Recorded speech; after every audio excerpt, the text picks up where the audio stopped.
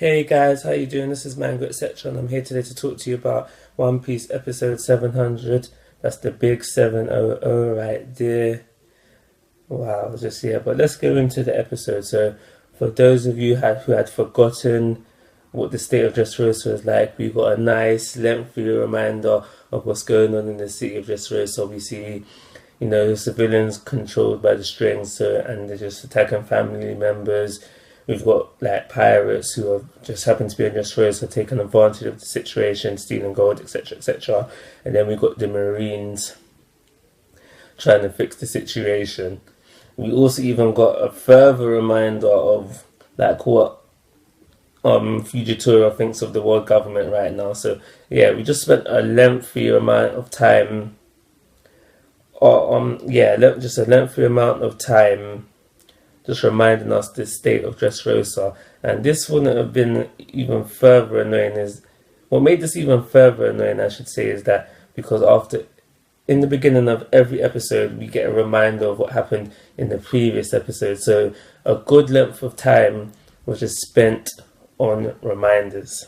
When we're finally done with all of these reminders, we go back to the interesting stuff, the stuff that we want to see. And what we want to see is just Luffy and Law taking on Don Flamingo. We go back to that, and there's like not much to say from that really. We get to see how Dolphy, using a string clone, he manages to separate Luffy from Law. So now it's become a thing where it's a string clone, Bellamy, and the first version of Luffy, because a string clone managed to kick Luffy like it was like for it to knock Luffy down like a couple of floors into the palace.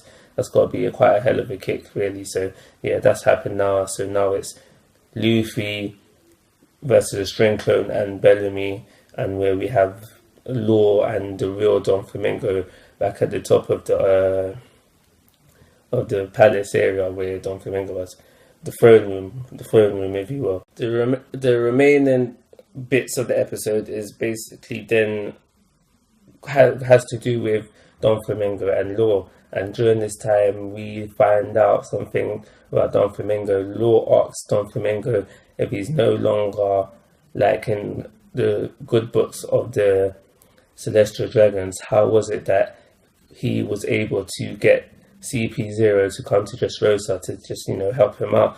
And Don Flamingo answers this question. He basically says that he knows about this secret thing that's hidden in the Celestial Dragon's Holy Land, and because he knows about it, we find out that that's why the Celestial Dragons want him dead.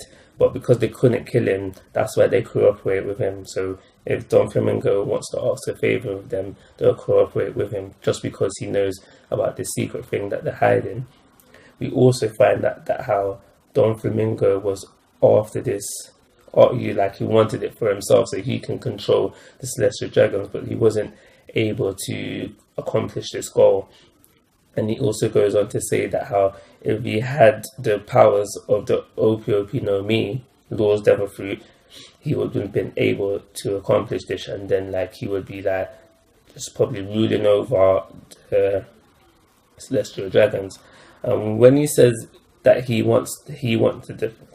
when he says that if he had the power, I think he doesn't mean like that he had the power personally, just like the power being under his control. Yeah, and then we also learn a couple more things about Law's Devil Fruit power. We learn that how it's got the power to make a person immortal, but the drawback to this is that the person who uses the surgery is then dies. So we find out that Dolphy probably wanted to become immortal, but we learn that Law has no interest in this power, probably because there's no one that Law wants to make immortal, no one that Law is willing to die for, probably.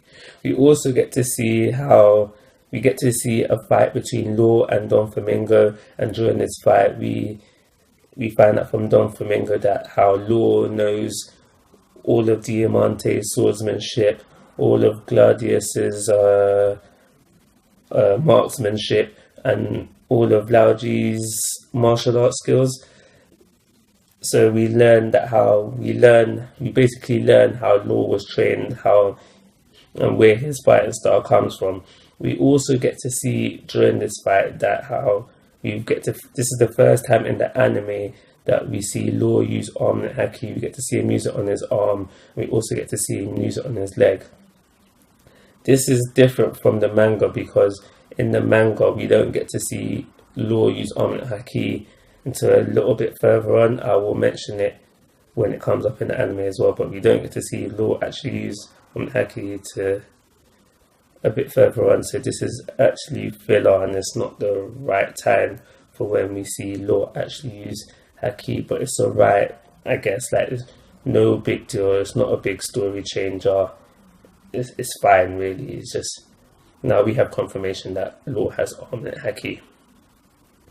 The rest of the chapter is flashback. We're going back into Law's past. We see him as a kid, and it's basically about the first time he meets Corazon.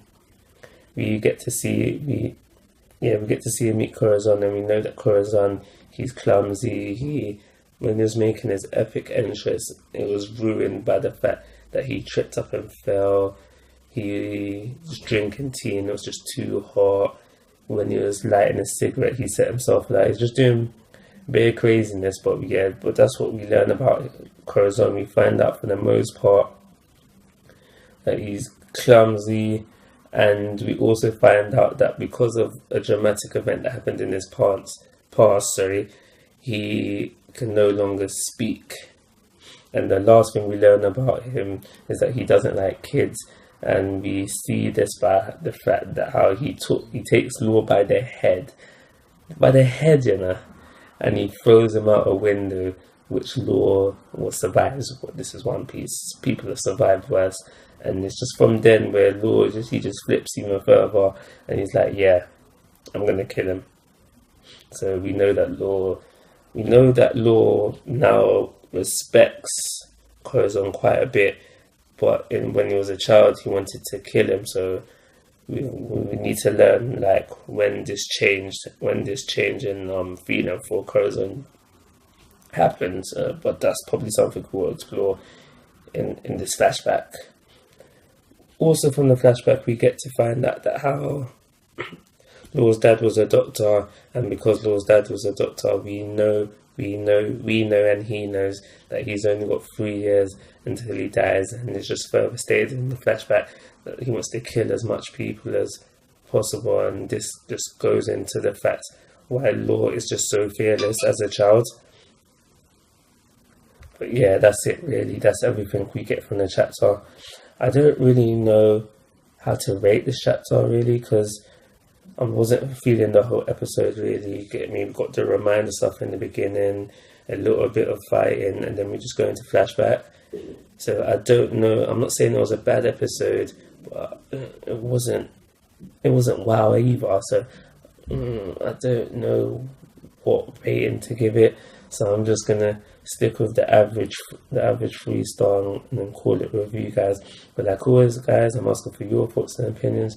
If you haven't already, please subscribe to my YouTube channel. But most importantly, take care. Have a nice day.